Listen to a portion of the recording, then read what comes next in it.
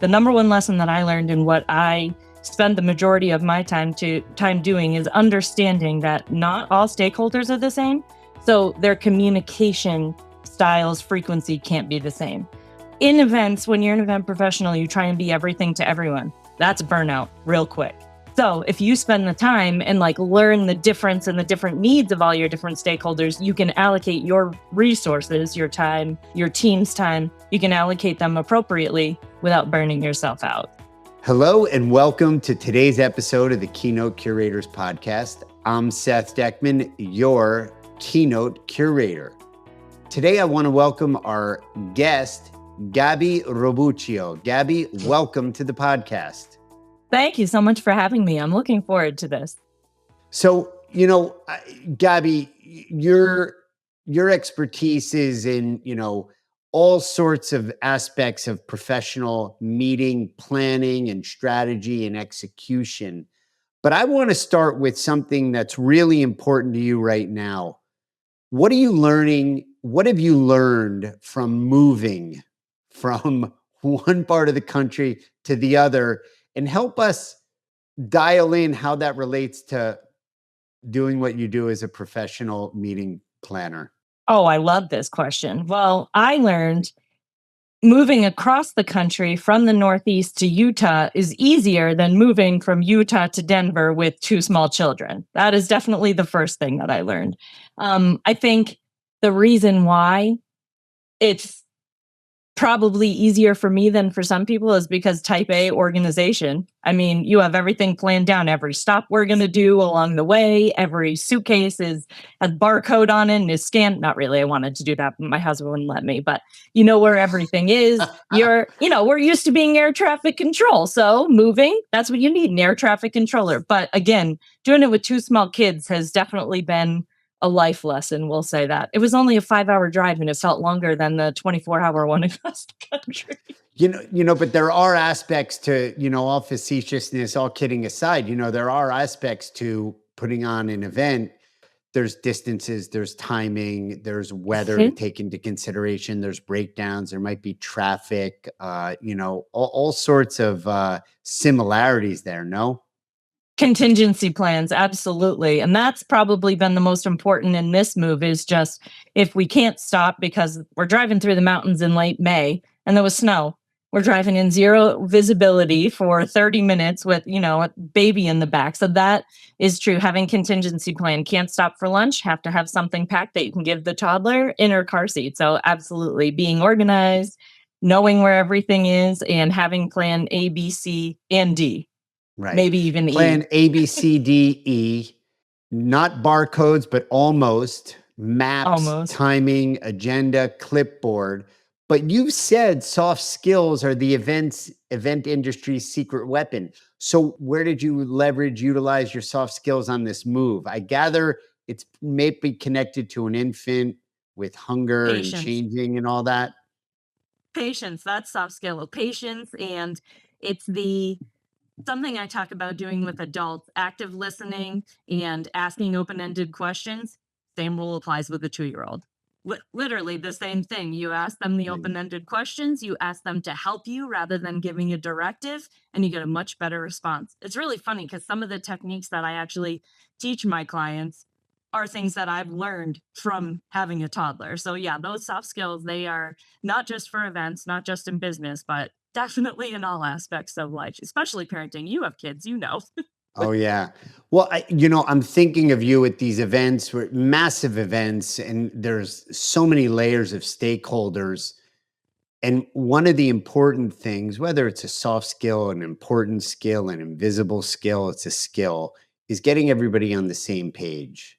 How do you, to our viewers, our subscribers, and thanks for dialing in. This conversation has already gotten off to a great start. So thank you so much. Share with them. Many are meeting professionals, many are event marketers, tech, business owners that can learn. How do you get all of your stakeholders on the same page? This is the hardest thing I ever had to learn being in events. Because there's 50 different stakeholders all requiring different things. Well, the number one lesson that I learned and what I spend the majority of my time doing is understanding that not all stakeholders are the same. So their communication styles, frequency can't be the same. So Mm, I work with people, and in my own events, I do like a mapping, stakeholder mapping, where I figure out, okay, which stakeholders have the most influence and require the most communication, which stakeholders just need to be kept in the loop and have minimal, conversation. Because in events, when you're an event professional, you try and be everything to everyone. That's burnout real quick. So if yeah. you spend the time and like learn the difference and the different needs of all your different stakeholders, you can allocate your resources, your time, you can allocate them appropriately without burning yourself out. So that is number one. Just understand that all stakeholders are different. They all require different things. So pay attention Yeah. to that. Well, it's a strategy that works, and it gives you clarity, and it's a map. It's a compass that from which you can navigate. You've worked on huge events like the World Cup. What are some of the biggest things? Which World Cups did you work on? So my first ever massive event that I did when I started at ESPN, when I moved over into production management, was the 2014 World Cup in Brazil. So I did the Oh, Confederations Cup, and I had done a couple other events, but that was my like boots on the ground for 8 weeks in Brazil. That was my first big event. So that's my favorite thing that I've ever done in my entire life. But I learned the yeah. most lessons. I was in Brazil for a year back in the last century when I had hair, and I lived in Argentina for 16 years. Oh, In that's amazing. 2010, I was in South Africa, and I did not make it to the 2014 World Cup. My children were I had twins that were months old, and it was just a very challenging time. Some of the lessons learned: boots on the ground. You're young, you're fresh. It's your huge, big, you know, moment. You're overseas. It's so exciting. What can you share with us about that learning?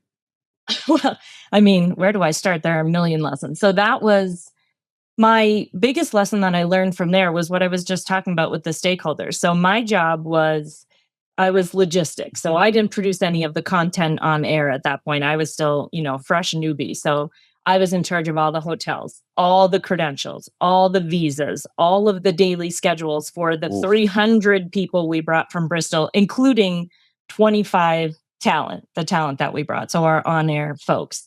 I also had four teams, like broadcasting teams, traveling around the country. So there was four of us production managers, and we had all of that. My first huge lesson learned was I was like, okay, I'm going to impress everyone. I'm going to do this massive Excel document with the schedule, the daily schedule. Everyone's on there. They're highlighted in different colors. And it took me far too long. I was so proud of it. I get on site, I send it out the first day. The executive producer's like, this is way too much information. No, fix this. Talent was like, I don't know where I'm going. It was in there, but they don't know where to find it. And the texts are like, when's my meal time? And I was like, okay, think about this. They all need something completely different. I don't need to spend hours updating a grid. Tell the executive producer what time we go on air. Tell the talent when they need to be in their chair for makeup, and tell the tech people when we go on and off the air. So we revamped it. Each had their own schedule.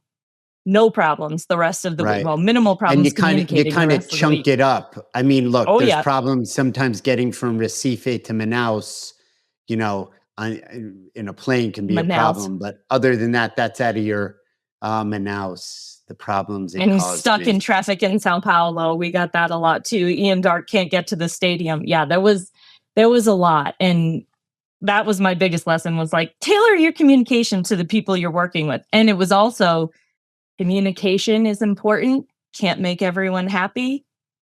All of those. Yeah. I had to deal with all of that. It was phenomenal though. It's also doing business in a different country, as you know, is just completely different than doing Yeah. business here. Yeah. Completely different. So You really have to have your eyes wide open, your radar on, and you quickly have to have a sense of what's important. I mean, that's a great lesson. What I heard was chunk it up and know who your audience is. So mhm. whilst you had the whole map from Columbus leaving Iberian Peninsula to first setting foot in the New World and everything in between, they just needed to know what was for breakfast or something like that. Literally, So where's the food and where do I get my wardrobes? That was it. And I was like, wow, I could have saved myself hours. Right. But you could then just pull the chunks out or, somewhat refer to it. Yeah. That's a great lesson. And then, the excitement of being overseas. I think the other side lessons are how great the Brazilian culture is and, how much fun it is there and the spark of life and And the as fruit you and the know, juices. soccer, football, Yeah. anywhere Yeah. else in the world, like getting to watch South American soccer in South America was something I had never experienced in my entire life. I mean, on Brazil game days, the entire country shut down. You need something, forget it. Brazil's playing. It was something unlike anything I've ever experienced. You want to talk about bringing people together while also, you know, Yeah. combative. It's phenomenal. We're excited. It's in the States, the Confederation Cup with Copa America, and it's in the States, Mhm. and it's going to be really, really cool. I'm trying to figure out a way how to navigate and which stadiums to go to. I mean, that'll be. I might call you for a spreadsheet on that, okay, and some Please. I'm barcodes, okay. happy to help. I'll probably have one just for fun anyways. So. Tell us about the Emmy that you won. My Emmy was for the 2017 season of College Football Game Day, which was I talk about that experience at the World Cup. The season of College Game Day was the hardest event management I've ever done in my entire life. I don't know if you follow it at all, but what happens game day? It's the biggest production they do at ESPN Saturday morning before the game starts. We don't And it's know live. live, all live for 3 hours. And we don't know what city we're going to until 6 days before.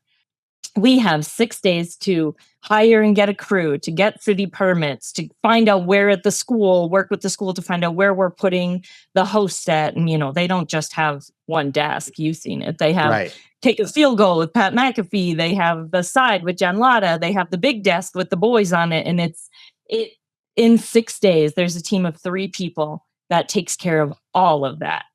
Wow. It was I learned a lot about myself that season and, what I'm capable of doing when I actually push myself, but I also learned a lot about boundary setting for that season. It was the hardest thing I've ever done, but I look back at it and I'm like, "Oh man, I have an Emmy." I worked on the biggest show Yeah. at ESPN that I grew up watching every single Saturday morning. So, it was definitely two sides of the coin, but it was fun. It was a lot of fun and it was very challenging. I'm going to go out on a limb here, but it's like there's no time, there's no luxury of time for anything. Psychological safety. Do I say it right? I'm not being seen. I'm not being heard. That's Okay? above me. That's beneath me. I'm uncertain. You just get it done or do your level best, and there's no hills to die on because it's a live show, you You know? have to be vulnerable and you have to be humble and you have to be able to ask questions like event professionals. I want to do it all myself, control freaks. When you're on game day, you have to say, Dominic, who was the person I worked with, who's a phenomenal human, Dom, I can't do this. I need you to take this week. Or, Right. hey, I've never done this before. Please tell me how to do it. Even though I should probably know how, you have to be able to ask questions. You also have to keep communication open we're not just working with our team. We have the broadcasting teams, we have the ESPN marketing department, finance. So it's like you have to be able to be vulnerable and open yourself up and say, I don't know, or I can't do Yeah. this. And that was hard for me before I did game day. Very hard. What an accomplishment. I mean, again, thank you to our subscribers. This is really cool stuff. I know so many meeting professionals can relate to they're so independent, they're so self-reliant, they're so get it done. But the power is really in making requests and whether you're lower status, higher status, when the shit is on, the doors are open, the lights are on, and the show is flowing. None of that matters. The commitment is to deliver and provide what it is that you need to provide. So that was kind of my point about that. Mhm. Gabby, connect what you've shared so far, lessons learned, these breakthroughs, the Emmy, what you've learned about yourself, and this doubt that I've learned about you where you've had about starting your own business. And what would you say to others in events that have done or do what you do or are aspiring to do what you do about taking that leap? It was not easy. I had been in events for 15 years, have been, and I worked live TV production. Then I was in healthcare philanthropy, doing philanthropy events. And then I was like, I don't feel like I'm making enough of an impact on the industry. So, full story is when I got my middle management job at the Healthcare Foundation, when I was running an events team, I started to get offered leadership training, emotional intelligence training, and persuasion, which we'll talk about, I know. But I started to get all of that training, and I was like, what the hell? Where was this in 2014 when I was thrown on the ground in Brazil? I was like, just because I Right. wasn't a middle manager, I wasn't offered any of that training. And then Mm. I looked back at all the events that I had done and all the times that I was successful or I felt the events were successful. And I was like, that was when I had really good relationships. I was really managing the trust and the communication with people. The people around me felt safe and in the loop. I was like, that's not something we're taught, but it is the literal backbone of events. So I'm in this healthcare philanthropy. I'm getting all these courses. I'm turning around and teaching them to my team, and I'm seeing the positive impact that they're getting from it and how it's actually changing the way they're doing their jobs once they have this training. And I was like, events is weird because from day one, even if you're a coordinator specialist, you're a leader. You are a Yeah. team lead. You're managing vendors, you're managing volunteers. We need this type of training. This is not something we can wait till 15 years into. Or if we're at 15 years, we still need to be learning it because dealing with different generations, it all is something you need to continually develop. So I was like, I looked at my husband and I was like, okay, we have a baby. I'm pregnant again. This is something that like I really feel like I could make a difference on it. And we looked at finances, we did a lot of talking, and he said, this is something you really want to do. Take the leap. You believe in yourself, I'm going to follow you. I'm very fortunate that I have him. So I was like, I'm going all in. This is something I know can really benefit people. So I took the leap. It was terrifying. It was not the right time. Hello, I'm pregnant. Not the right time to try and start a business, but there's never going to be a right time. So I felt the calling. I saw the opportunity. The people around me were supportive. So I just did it. I did it. I left my job and I went all in. And it was hard.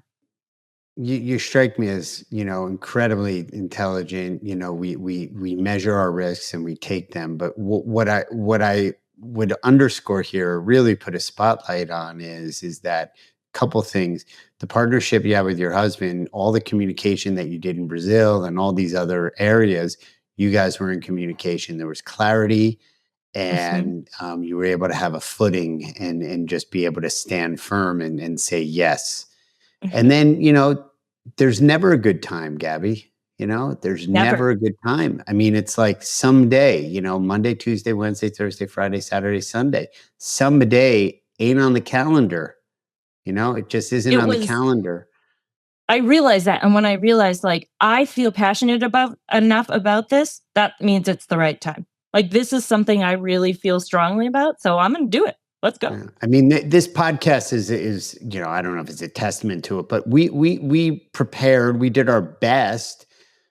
We literally at some point turned the lights on and the camera and the mic on and went for. I mean, we did some preparation. We didn't have ESPN Emmy award winning level production and a notion of what we wanted to do, but the point is you got started, and that's what I want to share with our viewers and our Yep. audience. It's just so important. Get close to it. Get as close as possible. Nothing's perfect. Perfect is the enemy.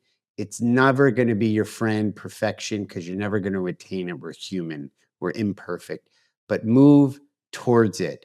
Move in the right direction. You have a big, audacious goal. Every day that you take 1 inch, 1 millimeter, 1 centimeter, 1 foot, 1 yard, 1 mile Yep. closer to it, you're moving towards that big goal. It's progress. It might not be visible, but over time it will. So just congratulations for that. It's really, really cool.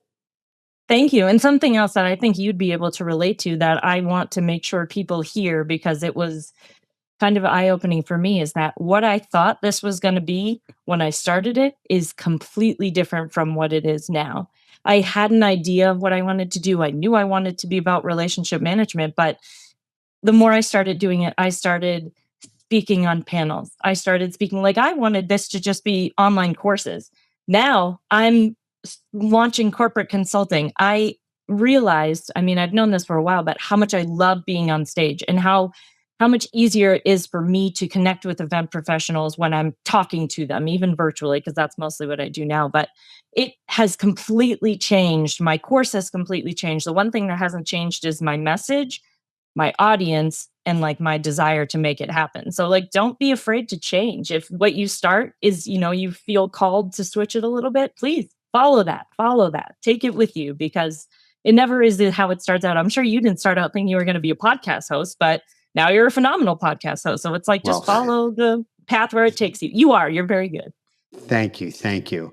So I want to turn the corner here and let's talk about one of your passions, persuasion.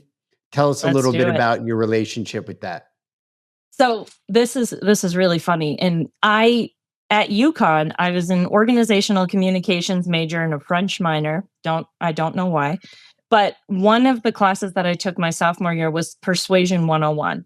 And when I tell you this was like my favorite course that I had ever taken, I don't know why. I think the way that I talk and relate to people and the way that I build connections with people, it was like relevant to everything in that class, and it was teaching me how to be better at those things, and it was just something that I had never heard told me before. When I heard persuasion, I always thought dirty, like I'm trying to be a cult leader or something, like. And realizing that there was an ethical persuasion that you could use in everyday life, not just a salesperson, not just, like I said, a cult leader, but actually just like building genuine human connections and getting people to see your point of view without it being combative. Fell in love with it. Wanted to major in it, wasn't offered as a major. I think there was only two courses. So since college, I've just been reading books like The Art of Persuasion. I've been Influence is Your Superpower by Zoe Chance is a great book, learning about it, taking Udemy courses. And then I was like, when I decided to jump into this business, I was like, this has very well connected with, building relationships and making yourself heard when you're in these big stakeholder meetings or whatever. And I was like, I can use this. It's something I've been really passionate about, but in the background, and now I'm using it. But I know you have thoughts, so lay it on me. No, I do have thoughts, but my intention here is to understand it because I know it's a passion of yours. And look, let's face it, we're either persuading or getting persuaded. Distinguish, get it a little bit granular. You said dirty or selling or whatever, because there is a sale, there is a transaction. I was Mhm. persuaded by Nike or Apple or my neighbor. They said, "Oh my God, you have to go get this chicken over here. It's amazing." And that was persuasive. And I went and I got the chicken, or my guy I play tennis with, he's like, "Dude, these shoes are amazing." And that's persuasive enough for me. So, Yep. so, so make that distinction and what the dirty part about it was so that we can kind of scrape that away or at least clean up what your relationship to persuasion is. Absolutely. So when I talk about ethical persuasion is how it's listed in my framework, what I'm talking about is when you are managing events, because I relate it very specifically to the events industry. The way you build trust with the people you work with is by creating genuine connections. Persuasion isn't just getting them to buy something, it's getting them to see you as a fellow human. It's finding commonalities. It is sharing experiences or, bringing up shared experiences to create a genuine bond and connection with people. I would go into meetings a lot when I first started, and I'm very loud in your face. Everybody knew I was in the room, but my ideas weren't always taken seriously. Like there are people, we've Why always done why it this why way not? because we've always done it this way. You're brand new. But this is the way we've always done it. It's always worked. We don't need to make these changes. We don't need to adapt or add new technology. So it was kind of like, oh, she's great. She can manage events, but stay in your lane, kind of. Until I started to learn techniques where it was like, okay, what I'm suggesting is going to help you. Here's how it's going to help you. How do you feel about this? Including them in my ideas, making them feel like it's their idea or see how it's benefiting them would actually get them to take me a little bit more serious. So it's not just selling, but it's like, Well, I guess it is. It's selling yourself, right? It's getting them to buy into what you're suggesting, specifically with events. So we had just a quick example. My last job, we had a fundraising event that's been on for 54 years. 54 years. There's a volunteer board of 80 people, 80. Phew. And they are, a lot of them have been doing it for 30, 40 years. A lot of them So have been this doing it for 54 years.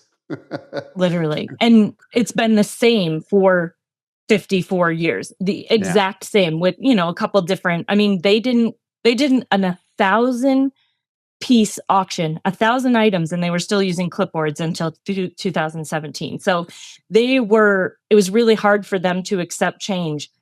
It took a lot of what I call persuasion to get them to trust me to implement some of the new changes, to Mhm. put GiveSmart, which, stuff like that. It was more about making a connection so that they trusted me, so that when I suggested things, they could look at it from a different perspective. So that, more than just like, hey, this is my snake oil that I'm selling, buy it. That's what I used to think persuasion was. But no, it's more like, let's connect, like Yeah. persuade you that And I'm a good human. it sounds like that trust that you established was the kind of the foundation to be able to introduce Has to be. these new ideas and these changes. We both work in words. You're on panels, you're doing more speaking, you're teaching, you're training. I'm in the world of words every day, all Mhm. day, and they're important to me. Um, and not being argumentative, but I don't want to be persuaded by anything. I don't want to be Right. pushed or pulled into the right direction. And for me, the art is not some type of like, Jedi mind trick where, you're going to think it's your own idea, but you're really coming and doing what I want you Right. to do anyway, but that people are powerfully making a choice and they're saying, hey, you know what? This makes sense to me. So I'm just going to broaden it out a little bit. I have some really strong feelings, marketers, salespeople, they start with value first, or they start with, I know your pain. And it's like, maybe, but why do you assume that? And why do you give me value? Why are you giving something away for free right away that you don't even know if it applies? You're making all these assumptions and you have no deeper context. And you have, I'm a trusting person. So you get benefited out right off the bat, like from moment zero. But with the persuasion can feel like it's a force versus being powerful.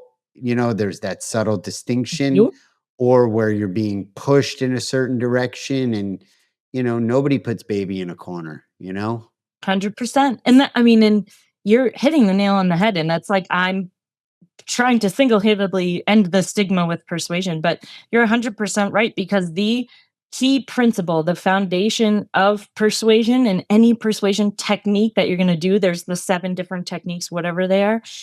It starts with questions. Like, you can't just come in and say, here's what I have, here's what you need. It has to start with, hey, what do you think of this? Or how would you handle this? Or what's your experience with this? I think maybe 5 out of 10 episodes, that I listen to of yours, your guests have referenced open-ended questions and emotional intelligence. It is Yeah, literally the foundation of everything, and persuasion yeah. is no different. I And mean, then the it's just, metaphor can you that connect strikes. with it? Well, thank you Yeah. for listening to, Oh, those episodes. We have a great following. Our subscribers are super loyal and super faithful, and it's really, really cool. And for those that are, engaged in this conversation, please share it with your colleagues, your other professionals. It's really great, specifically for, in this case, for meeting professionals, but all these skills and ideas really are, and thoughts are really applicable across, even in our personal life. mhm. Gabby, we're coming to the end here. I just kind of want to round this off a little bit.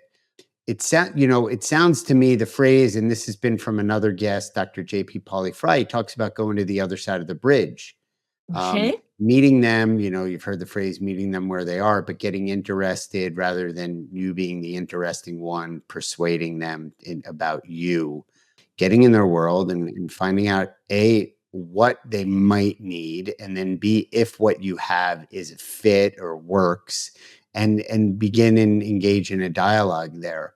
little bit more whimsical. We'll round it off with this wild card question here.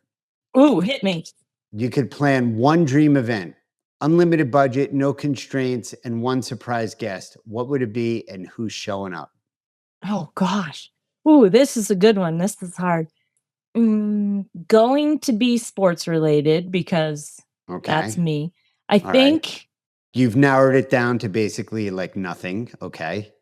I sports. I'm trying to decide because I am a hand all down, all in baseball fan, but the Super Bowl is such a massive event on such a massive scale, and it would be such a challenge for me that I think rather than a World Series or a conference championship, I think I'm going a Super Bowl just because I want to All do it right. for the NFL, though. I don't want to do it for a broadcast company. I want to be Super Bowl behind the scenes NFL with all the ads and all the experiential And the activations halftime outside. And then, show. oh, well, halftime, yeah, working with the stakeholders that do the halftime show because that alone, oh, that would be such a challenge. That's exciting. And then dream guests.